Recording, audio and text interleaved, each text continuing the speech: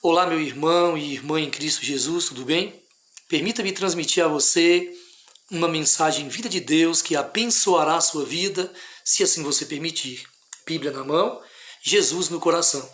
A mensagem que estarei transmitindo a você neste momento, ela se encontra no livro Hebreus, capítulo 9, versículo 15, e assim está escrito: Por isso mesmo, ele é o mediador da nova aliança, a fim de que, intervindo a morte para a remissão das transgressões que havia sob a primeira aliança, recebam a promessa da eterna herança aqueles que têm sido chamados. O que vem à sua mente ao você ouvir duas expressões, Velho Testamento e Novo Testamento? O testamento é a doação de uma herança a alguém escolhido por um testador ou doador, sendo válido somente após a morte desse doador, enquanto que a herança é a ação de adquirir um bem, um patrimônio, podendo ser também um mal promovido, por exemplo, uma dívida. Sendo assim, baseando-se na herança destinada por Deus ao seu povo, o que isso nos faz chegar acerca dessas duas expressões, Antigo Testamento ou Velho Testamento e Novo Testamento? Muitos interpretam como uma junção de livros escritos por homens inspirados divinamente, o que não pode ser encarado como totalmente errado. Todavia, há um significado mais claro e mais real acerca dessas duas expressões, Velho Testamento e Novo Testamento. Se o testamento é a doação de uma herança, e assim quer Deus nos doar uma herança eternal, seguindo por essa palavra exortadora vinda do próprio Criador, o que ele nos exorta a esse respeito, ao conquistar essa herança, onde os chamados, os escolhidos do Senhor, herdarão o que há de melhor, enquanto que os que negaram a Cristo como Senhor e Salvador, a herança para esses será trágica, chamada morte eterna. Sendo assim, perfeitamente podemos chegar à ciência exata do que significa Velho Testamento e Novo Testamento. À luz de Hebreus, capítulo 9, versículo 22, está escrito que sem derramamento de sangue não há remissão dos pecados. Assim sendo, fica claro, Velho Testamento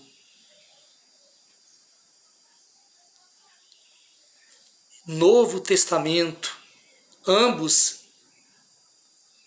representam o sangue. O Velho Testamento sendo uma representação do sangue derramado de animais através da antiga lei de Deus para ensinar a seu povo no tempo antigo acerca da salvação vinda por meio de Jesus Cristo. Quando esse Jesus Cristo veio ao mundo, chegando o dia do cumprimento do seu sacrifício, assim o sangue dele foi derramado, sendo ele o verdadeiro Cordeiro que tira o pecado do mundo, tanto dos povos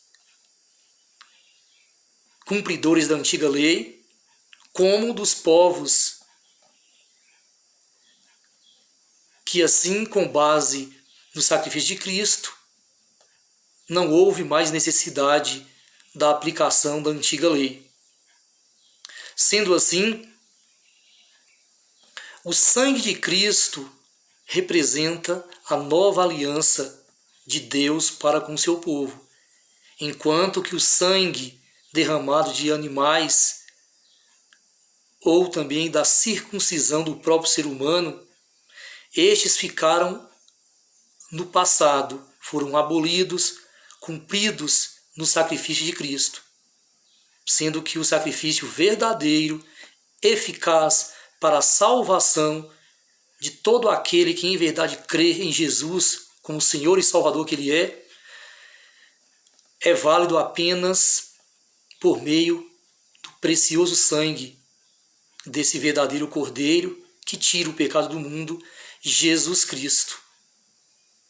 Sendo assim, não havendo dúvidas alguma, para assim chegarmos à ciência exata do que é o Velho Testamento e do que é o Novo Testamento. Ambos representam o sangue, pois como está registrado em Hebreus capítulo 9, versículo 22, sem derramamento de sangue não há remissão. Por isso mesmo foi necessário Cristo Jesus como nosso testador, como nosso doador de vida eterna, ser sacrificado, ser morto, para que assim todo ser humano sensato à luz da palavra de Deus, que assim crê em espírito e em verdade nesse Deus, nessa divindade trina cristã, possa ser assim alcançado, recebendo esta preciosa herança de vida eterna. Enquanto que aqueles que não se aplicaram, como também aqueles que em vida não se aplicam a um viver de honra ao Criador, são assim possuidores de uma herança negativa, onde todos serão tirados da vida e castigados dessa forma com um mal chamado morte eterna. Sendo assim, faz necessário refletirmos acerca do que continua em validade e do que não continua mais. Como mesmo já mencionei, a lei de Deus ela é formada por regras e mais regras, mandamentos e mandamentos. Por isso mesmo devemos ter a ciência exata dentre todas essas regras, o que foi abolido, o que permanece em validade e que é eterno, sendo um dever de todo cristão seguir. Como já mencionei, a lei com finalidades para o perdão do pecado, regras e mais regras que serviam para ensinar o ser humano acerca do perdão através de Cristo, esta foi cravada na cruz, tendo sido abolida, anulada. Pois o sacrifício de Cristo é único e perfeito, não devendo ser substituído. E aquele que quer continuar na antiga lei cumprida na cruz de Cristo, é como se negasse ao Criador. Todavia, há regras e mais regras, mandamentos e mandamentos dentro da lei de Deus, que serve de instrução moral a todo ser humano que em verdade crê. E sendo esta lei assim, de fato, eterna, conhecida por Decálogo ou simplesmente por 10 mandamentos. E à medida que crescemos na fé cristã, essa lei nos direciona a um viver apegado na boa conduta divina, pois ela trata do próprio caráter divino. E assim quer o Criador nos ensinar, nos exortar por meio dela, para que nos apeguemos ao máximo possível nessa preciosa lei que é santa, que é justa, que é boa, que serve assim de um espelho mostrador para nos direcionar a um viver em unidade com o Criador. E por isso mesmo, jamais devemos nos desapegar dela. E mediante as nossas fragilidades, as nossas fraquezas, em seguir pelo caminho certo, cabe a nós sermos humildes, nos entregando assim verdadeiramente a Deus, permitindo que Deus seja o socorro presente no momento da dificuldade, para que assim na nossa fraqueza o poder divino possa atuar, nos fortalecendo e nos resgatando para a prática perfeita em obediência ao Criador, seguindo nós assim mandamento por mandamento dessa preciosa lei chamada de 10 mandamentos. Que você possa ter uma mente aberta e aplicada ao assim diz o Senhor, pois somente ouvindo a esse Deus de infinito amor, agindo como um filho amado, que agrada a esse Deus a todo momento, é que assim chegaremos à herança preciosa que Ele quer nos oferecer, sendo esta herança uma vida eternal. E enquanto vivemos este mundo, enquanto Jesus Cristo não volta, somos dotados de uma natureza pecaminosa e assim temos que reconhecer, estando nós atentos sempre, sendo nós assim condicionados por essa certeza de buscarmos o socorro em quem pode nos socorrer, somente Deus. Para que quando chegar no glorioso dia do advento de Jesus Cristo, assim sermos transformados, sermos glorificados em perfeição, como é o Senhor. Para a partir daí, o mal chamado pecado não mais existir, e assim não corrermos o risco mais de sermos agredidos por essa maldição de nome morte. Ore comigo neste momento. Bondoso Deus, Pai querido, louvado seja sempre o Teu nome, Pai amado.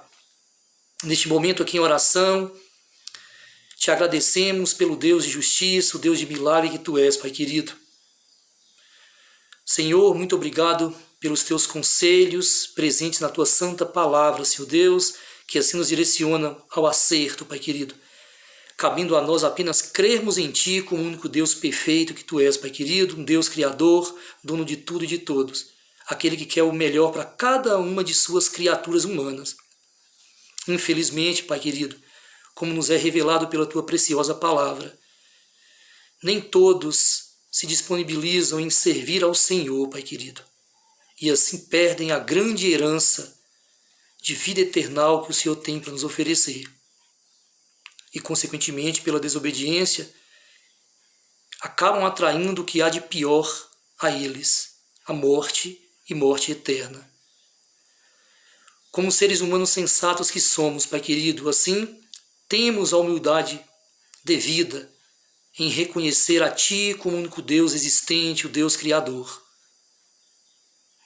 ao qual nos entregamos e clamamos a Ti para que Tu possas nos socorrer mediante as nossas fragilidades, ó Deus, para que não pereçamos no meio do caminho, mas que assim sigamos firmes e fortes com o Senhor, em frente, rumo à grande vitória, ao possuir a grande herança que o Senhor tem para cada um de nós, para os Teus verdadeiros filhos, Senhor Deus, que é o possuir a eternidade, que é o ser eterno como Tu és eterno, Pai querido.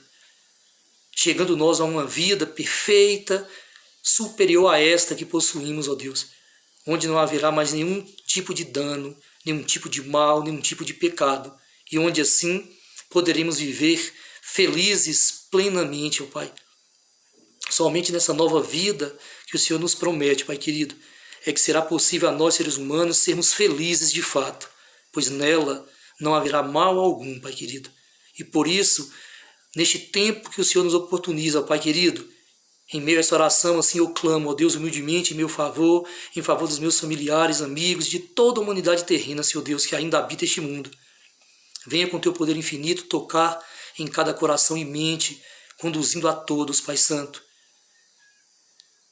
ao acerto, a um viver em obediência ao Senhor, ao aceitar a Tua promessa de vida eterna, a herança eternal que o Senhor tem para nos ofertar, Pai querido. Muito obrigado pelo Deus de amor de misericórdia que Tu és, Pai querido. Obrigado por essa herança preciosa que o Senhor quer nos ofertar, Pai querido.